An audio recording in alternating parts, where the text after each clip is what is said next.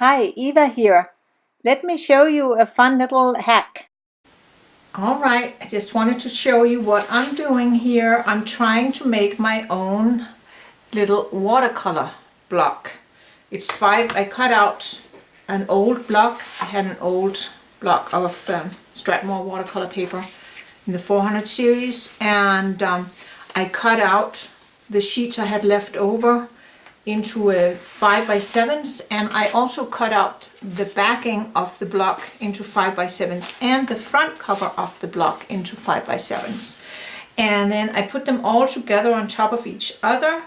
Have the backing here, and then I have a piece of the front of the block here. It looks like this on the other side, and I'm holding it all in with clothespins that I'm very proud to say I found them in my closet, and I knew I kind of had them there, or should have them there, because we used them 7 years ago, my daughter reminded me, when we were having a baby shower for our neighbor.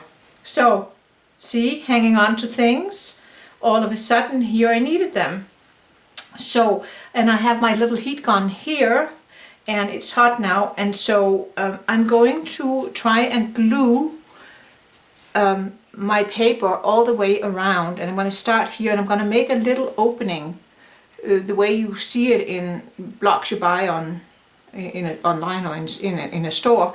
That way you can get the sheets separated once you've painted on the top. And you know, the nice thing about gluing them all the way around is that nothing buckles.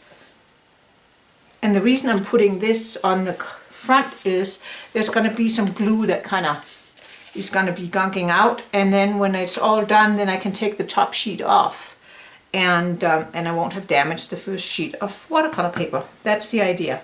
So let's see, I'm going to take my heat gun and then put some hot glue on here.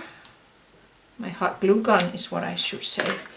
And then right away I'm going to take my palette knife, and I'm going to kind of press the glue down and hopefully get all the sheets glued together nicely. And I might want to try and see if I can scrape it off there. Alright, so that was one side, and I can see it looks to me as if I needed a little bit more glue. I think the corners are going to be the most vulnerable parts of a block. So there, make sure I got that. Okie dokie. And then I'm going to move this clothespin in. So this is going to be the side where I have the opening to put in a palette knife. And so here, some more glue. And lots up here in the corner. And before it dries and gets hard, cools down and gets hard, I should say, I want to smear it out there and press it down a little bit there. Okie dokie. And again, try and get it off the back a little bit if I can. I'm thinking you can probably also use you know, an old credit card or something like that to press it down if you don't have a palette knife. And I think the palette knife is going to be easy to clean once I'm done. Of course, I think glue will kind of peel off. Of course, it's metal. And it's one of the flexible ones. It's not like real stiff. It has a flex to it. So that's that. And peel that off there, and then I'm going to try and do one of the sides here. Take these off and get some glue down. I mean, my glue gun is one of those really, really cheapo ones. If you have a fancier one, maybe it'll work better, but this seems like it's doing the job. And before it gets cold and dries on me, I better smush it down, especially up here in the corners. There we are. And that's it. think it needs a little bit more right here. There. And smoosh it out. Clean the edge there. I might not get quite as fancy as the store-bought ones, but I think it'll do the job. So there's that. And now I need to put another little glue stick in here because this one is coming to an end. And so let's see, that was that side. And then I think we'll do the other side here. And get some glue down.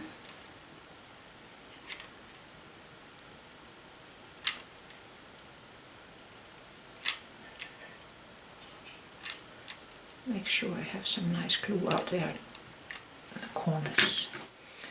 And smooth it down.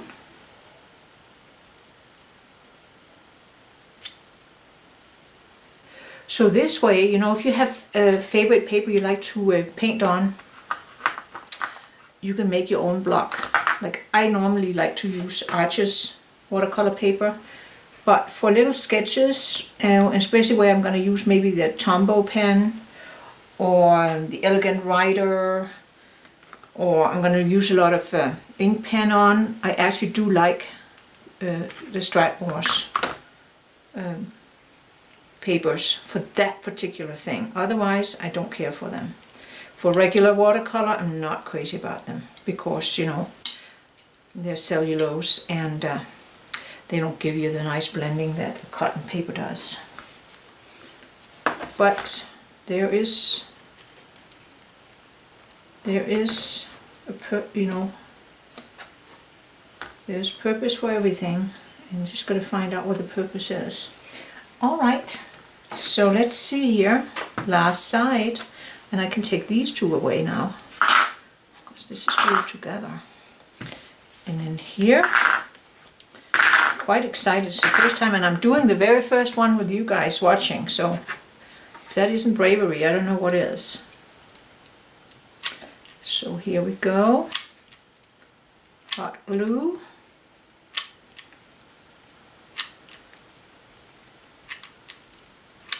And then right away,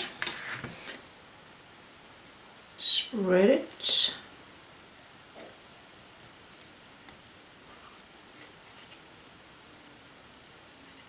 There. So I'm seeing that the more I get it spread in like right away in one nice stroke, the more nice and smooth it's gonna be. But for the first one I'm doing, we can't expect perfection. We can hope for it, but we can't expect it. All right, I think that's pretty good. And let's try and see. I think all the edges look nice.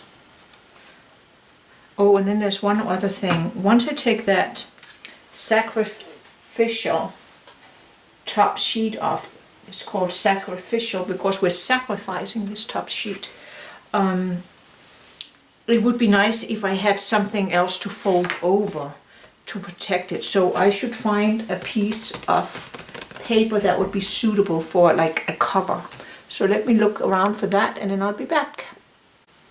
Okay, I looked around in my studio and I found this really nice bright yellow cardstock.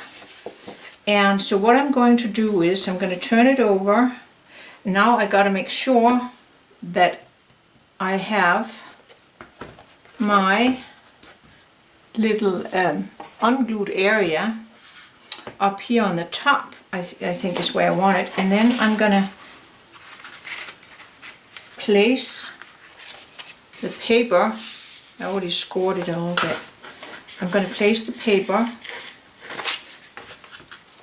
so that I can glue it on here. And let's see.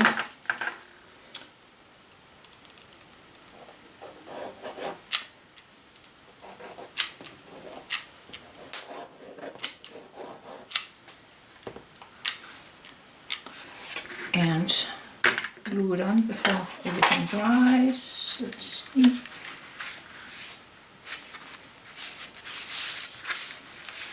There we are.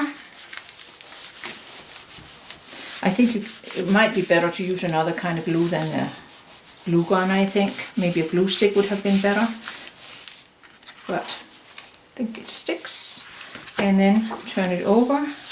And then just score it here real nice.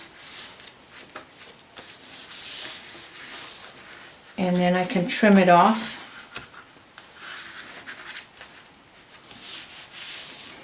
With an X-acto knife. So that it'll fit nicely. And I should cut this on my self-healing mat and not down on my block here, but oh well. Self-healing mat, much better. That way I can really put pressure onto and not be worried about cutting through my foam core block that I have.